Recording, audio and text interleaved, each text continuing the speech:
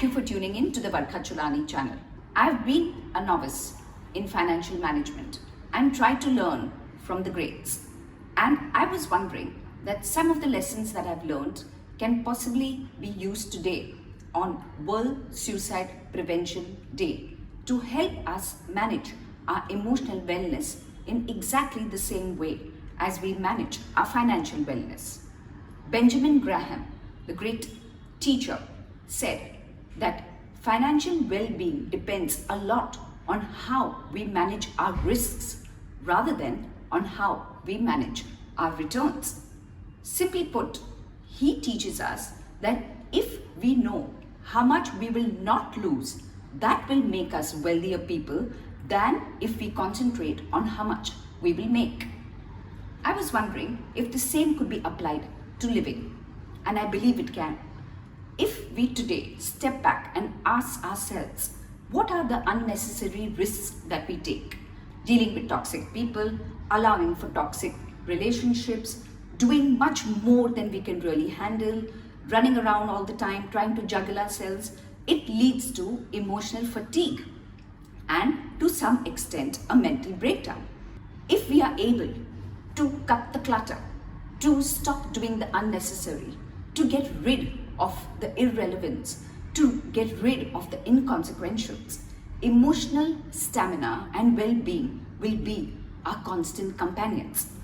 And many a time, emotional fatigue and mental breakdown is a primary cause for taking our own lives and for some amount of self-harm. The second aspect of financial management that I learned were the words stop loss. Stop loss is a stop order that is put by many traders to prevent their share price from falling further. Can we use the same philosophy in our living and in our mental well-being? I think we can. I have broken the word stop loss into two facets when it comes to mental wellness. Let's stop, pause, and ask ourselves why we do what we do. It is very important for us to gauge the consequences of our actions. I've seen so many people take so many decisions without really thinking their choices through. So in stopping to pause and ask, we need to understand why we do what we do. Let me illustrate with a very simple example. Many people get married, which seems that the right thing to do for all the wrong reasons. Some marry to get rid of their loneliness, not realizing that one can be terribly lonely even in marriage. Then I've broken the aspect of loss into another part, where when I foresee the consequences of the choices that I made because I stopped and thought about it, I can prevent myself from losing. So I believe stop loss in day-to-day living is an interesting concept where if we stop and we understand why we do what we do and do most of the things for the right reasons, the losses that will accrue will be minimal.